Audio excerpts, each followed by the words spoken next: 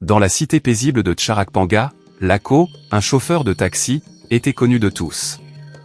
En apparence, il ressemblait à n'importe quel autre conducteur. Pourtant, une étrange habitude le distinguait aux yeux des habitants. Depuis des mois, il offrait gratuitement ses services, à toute heure, à quiconque en exprimait le besoin. Les passants, d'abord séduits par cette générosité, étaient rapidement devenus méfiants. Lako, un homme d'une quarantaine d'années, restait souriant et poli. Mais ses agissements suscitaient l'interrogation. À l'inverse de tous ses confrères, il ne réclamait jamais de paiement. Peu importait la distance, il se contentait d'un simple sourire avant de repartir. Au départ, les habitants avaient cru à une immense bonté d'âme. Cependant, avec le temps, des doutes s'étaient installés. Quelle était la raison d'un tel comportement? Pourquoi refusait-il tout argent? Et pourquoi persistait-il à transporter les gens gratuitement, alors qu'aucun autre chauffeur n'agissait ainsi? Personne n'avait d'explication logique. Ce mystère prenait de l'ampleur et les habitants de Tcharakpanga se demandaient si une raison cachée se dissimulait derrière cette étrange charité. À Tcharakpanga, Lako était une figure familière. Tous le connaissaient et il connaissait tout le monde. Chaque jour, il saluait les résidents dans les rues, toujours souriant et prompt à proposer une course gratuite à qui semblait en avoir besoin. De jour comme de nuit, il était là, au volant de son taxi, proposant son aide sans jamais rien attendre en retour. Son attitude amicale et bienveillante en faisait un personnage apprécié. Les gens se sentaient en sécurité avec lui, trouvant naturel d'accepter son offre. Cependant, une série d'événements troublants commença à survenir. Ceux qui acceptaient la proposition de Lako semblaient disparaître. Au début, cela parut anodin. Peut-être avait-il déménagé ou changé de ville, se rassuraient les Tcharakpangais. Mais à mesure que le temps passait, les disparitions se multiplièrent. Des visages connus s'évanouissaient sans laisser de traces, sans jamais donner de nouvelles. Les questions affluaient. Pourquoi ces personnes ne donnaient-elles plus signe de vie? Et pourquoi ne revenaient-elles jamais après avoir pris un taxi gratuit? Le mystère s'épaississait. Peu à peu, un malaise palpable s'installa. Les habitants commencèrent à soupçonner que Lako, avec ses manières étranges et son hospitalité insolite, était lié à ces disparitions. Pourquoi une telle générosité dissimulait-elle un tel secret? Les soupçons s'ancrèrent. Et l'ombre d'une énigme inquiétante planait désormais sur la cité. Caleb était un jeune homme bien intégré à Tcharakpanga. Il y avait grandi, entouré de sa famille et de ses amis, et tous l'appréciaient pour sa gentillesse et sa bonne humeur. Un soir d'automne, alors qu'il rentrait chez lui après une soirée, il aperçut Lako garé près de la place Ouganda. Comme à son habitude, le chauffeur lui proposa une course gratuite. Caleb, sans méfiance, accepta avec le sourire. Il salua ses amis présents, monta dans le taxi et partit en direction de son domicile. C'était une scène banale à Tcharakpanga, mais celle-ci marquerait le début d'un cauchemar. Les jours s'écoulèrent, mais Caleb ne revint pas chez lui. Sa famille, d'abord légèrement inquiète, pensa qu'il avait peut-être dormi chez un ami. Mais après 3 jours, sans aucune nouvelle de Caleb, l'inquiétude grandit. Ses parents appelèrent ses amis, mais personne ne l'avait vu. Aucun message, aucune réponse aux appels. La situation devenait anormale. La famille de Caleb se rendit à la police pour signaler sa disparition. C'est alors que les regards se tournèrent vers Lako. En tant que dernière personne à avoir vu Caleb, il était logique de l'interroger. Mais Lako, comme toujours, paraissait calme et détaché. Quand on lui demanda où il avait déposé Caleb, il répondit avec une ambiguïté déconcertante, « Il a voulu changer de direction, je n'y suis pour rien ». Cette réponse n'éclairait en rien la situation. Pourquoi Caleb aurait-il changé d'itinéraire au dernier moment? Pourquoi n'était-il pas rentré si tout semblait normal avant qu'il ne monte dans le taxi? Les proches de Caleb étaient perplexes. Ils savaient qu'il était un jeune homme responsable et il était improbable qu'il se soit égaré ou ait disparu sans raison. Le mystère s'intensifia. D'autres habitants commencèrent à évoquer des disparitions similaires. Peut-être que Lako n'était pas aussi inoffensif qu'il le paraissait. Lentement, une peur grandissante envahit Tcharakpanga. Qui seraient les prochains? Et où étaient passés ceux qui avaient disparu? La disparition de Caleb n'était que le prélude à une série d'événements qui allaient profondément perturber la tranquillité de Tcharakpanga. Au fil des jours, les rumeurs se propagèrent comme une traînée de poudre, chuchotées de bouche à oreille. Certains affirmaient que Lako n'était pas ce qu'il semblait être. Il y avait quelque chose d'étrange dans son sourire constant, dans sa façon de toujours offrir des courses, et surtout dans le fait qu'aucun de ses passagers ne réapparaissait. La peur commença à s'emparer des esprits. Les parents interdirent à leurs enfants de monter dans le taxi de Lako et les plus âgés évitèrent même de le saluer. Mais tandis que certains se tenaient à distance, d'autres, intrigués, tentèrent de percer le mystère entourant ce chauffeur. Parmi eux, plusieurs jeunes décidèrent de mener leur propre enquête. Ils commencèrent à suivre Lako discrètement, espérant découvrir le secret de ses trajets nocturnes. Mais Lako, toujours aussi discret et souriant, semblait savoir qu'il était surveillé. Il ne se laissait jamais prendre. Les conversations dans les cafés et au marché tournèrent rapidement autour de Lako. Certains disaient qu'il avait un grand cœur, qu'il offrait ses courses pour aider les nécessiteux. D'autres, plus méfiants, pensaient que son comportement cachait une intention bien plus sombre. C'est peut-être un tueur, ou pire encore, un démon, déclara un vieux pêcheur. Une vieille dame, secouant la tête, murmura « On ne sait pas ce qu'il cache derrière ce sourire ». De plus en plus de gens se demandaient où allaient ceux qui disparaissaient après être montés dans le taxi de Lako. Que leur arrivait-il vraiment quand il les emmenait? Les histoires se mélangeaient.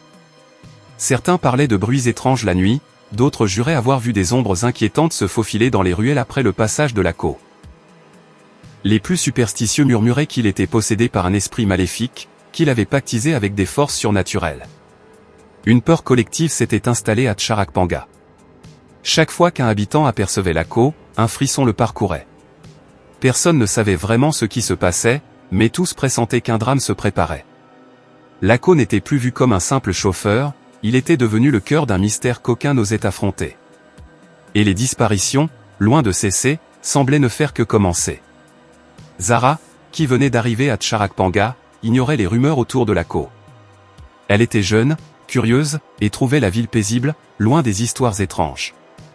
Mais tout changea un soir où elle vit Lako, le fameux chauffeur, proposer une course gratuite à un homme âgé au bord de la route. Cet homme, qu'elle n'avait jamais vu, semblait hésiter un instant avant de monter dans le taxi. L'offre gratuite ne semblait pas le surprendre, comme s'il y était habitué. Zara, intriguée par la scène, ressentit une vive curiosité. Elle avait perçu quelques murmures sur Lako, mais ne leur avait pas prêté attention jusque-là. Zara décida de suivre discrètement ce taxi. Elle se rendit à un autre coin de rue où elle héla un autre véhicule. Tout en montant dans ce taxi, elle veilla à garder une distance suffisante avec celui de Lako, s'assurant qu'il ne la repère pas. Son but n'était pas d'être vu, mais de comprendre ce qui se passait avec ce chauffeur énigmatique. Pourquoi ces passagers disparaissaient-ils sans laisser de traces? Où allaient-ils? Zara, bien que nouvelle, se sentit concernée par ces disparitions inexpliquées. Elle avait toujours été curieuse et intrépide. Et l'idée de résoudre ce mystère l'excitait. Elle suivit le taxi de Lako un moment, traversant les rues sombres de Tcharakpanga. Alors que la nuit avançait, elle remarqua que le taxi ne se dirigeait pas vers la périphérie comme elle l'imaginait. Au contraire, Lako emprunta des ruelles étroites et des chemins isolés. Zara se sentit mal à l'aise. Elle ne s'était pas attendue à des endroits aussi déserts, et un sentiment de malaise l'envahit. Finalement, le taxi de Lako s'arrêta devant une vieille maison isolée, à l'écart de la cité. Zara n'avait jamais vu cet endroit. Il semblait abandonné, avec des fenêtres crasseuses et une porte rouillée. Lako sortit du véhicule le premier, suivi par l'homme âgé. Zara, cachée dans son taxi, observa la scène. Elle était nerveuse, mais sa curiosité l'empêchait de partir. Elle attendit un instant. Puis décida de sortir discrètement pour voir ce qui se passait à l'intérieur de la maison. Elle marcha doucement, sans bruit, jusqu'à un recoin d'ombre d'où elle pouvait apercevoir l'intérieur. Ce qu'elle vit la glaça. À travers la fenêtre, elle vit Lako et l'homme âgé discuter, mais quelque chose clochait. L'homme âgé, qui paraissait fatigué peu avant, semblait maintenant rajeunir, ses traits se transformant. Comme si le temps s'inversait pour lui. Lako, quant à lui, arborait toujours ce sourire étrange, qui n'avait rien d'humain. Il ne semblait pas simplement aimable, mais plutôt satisfait, comme si ses actions étaient normales. Zara sentit un frisson lui parcourir l'échine, incapable de détacher son regard. Elle comprit qu'elle venait de découvrir quelque chose de bien plus ténébreux que prévu. Des meubles anciens étaient éparpillés, mais ce qui capta immédiatement son regard, ce furent les personnes assises là. Elles étaient plusieurs, peut-être 10, immobiles et figées, les yeux vitreux et sans expression. Leurs regards semblaient vides, comme s'ils étaient sous un contrôle qu'ils ne pouvaient briser. Zara se figea en les observant. Ces gens étaient des passagers de l'ACO, mais ils ne ressemblaient en rien à ce qu'ils étaient avant de monter dans son taxi. L'atmosphère était lourde, presque étouffante, et une terreur profonde l'envahit. Elle n'avait aucune idée de ce qu'elle venait de découvrir, mais elle savait qu'elle était au cœur d'un terrible secret. Zara fixa la grande table au centre de la pièce. Elle était couverte de poussière, mais des symboles étranges, tracés avec soin, étaient gravés dans le bois. Ces signes lui étaient inconnus, mais ils dégageaient une aura malsaine. Autour de la table, des bougies allumées projetaient une lumière tremblotante qui dessinait des ombres inquiétantes sur les murs. L'air était lourd, presque irrespirable, et l'ambiance semblait chargée d'une présence sinistre. C'est alors que la vérité frappa Zara comme la foudre. Les pièces du puzzle s'assemblèrent dans son esprit. L'ACO, le chauffeur qui paraissait si amical, n'était pas ce qu'il prétendait être. Il n'était pas un simple chauffeur bienveillant offrant des courses gratuites. Il était le serviteur d'une force maléfique, une entité des ténèbres qui régnait sur ce lieu maudit. Les passagers qu'il prenait n'étaient pas de simples clients. Ils étaient les victimes d'un antique rituel.